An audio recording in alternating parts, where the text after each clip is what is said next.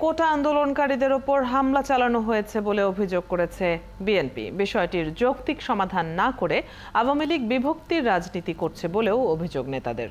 এদিকে সরকার পতনের দাবিতে অচিরেই যুগপৎ আন্দোলনের কর্মসূচি ঘোষণা করা হবে বলেও জানান তারা। বিস্তারিত শফিক আহমেদের প্রতিবেদনে। কোটা সংস্কারের দাবিতে গেল প্রায় 15 দিন ধরেই চলছে আন্দোলন। সোমবার সেই আন্দোলন মোড় নেয় ভিন্ন দিকে।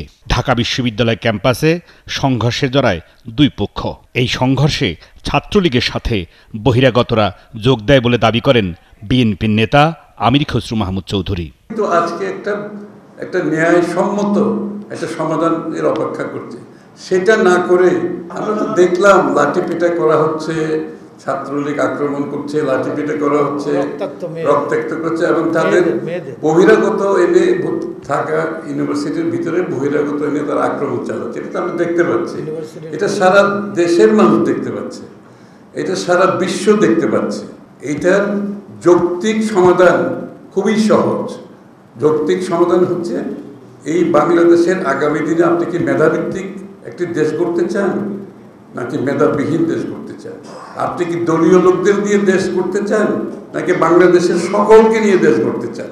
এর আগে বিএনপির সাথে সরকার পতনে যুগপৎভাবে আন্দোলনরত গণ অধিকার পরিষদের এক অংশ এবং সাধারণ ছাত্র সংরক্ষণ পরিষদের নেতাদের সাথে মতবিনিময় করেন বিএনপির সিনিয়র নেতারা। পরে সংবাদ সম্মেলনে তারা অভিযোগ করেন সরকারের উস্কানিতেই আন্দোলনটি সংঘাতের রূপ নিয়েছে। তুমি কে, আমি কে, রাজাকার রাজাকার, কে বলেছে স্বৈরাচার স্বৈরাচার। তো অর্ধেক স্লোগান দিলে তো হবে না। ওরা বলছে চাইলাম অধিকার, হয়ে গেলাম রাজাকার। প্রধানমন্ত্রী বাকিটা আপনারা বুঝে নেন।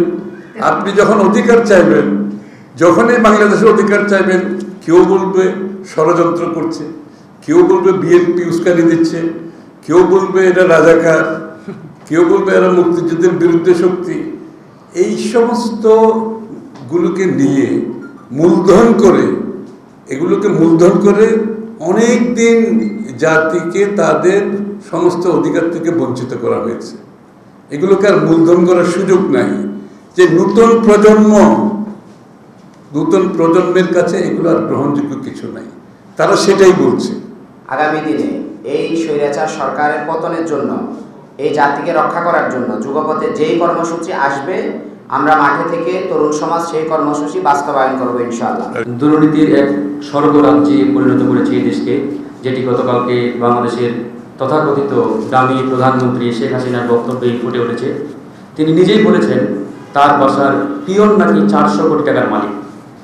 এখন আমাদের প্রশ্ন, প্রধানমন্ত্রীর পিয়ন যদি 400 কোটি টাকার মালিক হয়, তাহলে প্রধানমন্ত্রী কত কোটি টাকার মালিক, এটা জনগণ জানতে চায়। এদিকে কোটা আন্দোলনকারীদের নামে মামলা প্রত্যাহার, হামলা বন্ধ করা এবং 5% কোটার দাবি মেনে নিতে বিবৃতি দিয়েছেন বিএনপির মহাসচিব মির্জা ফখরুল ইসলাম আলমগীর। শফিক আহমেদ, একাত্তর, ঢাকা।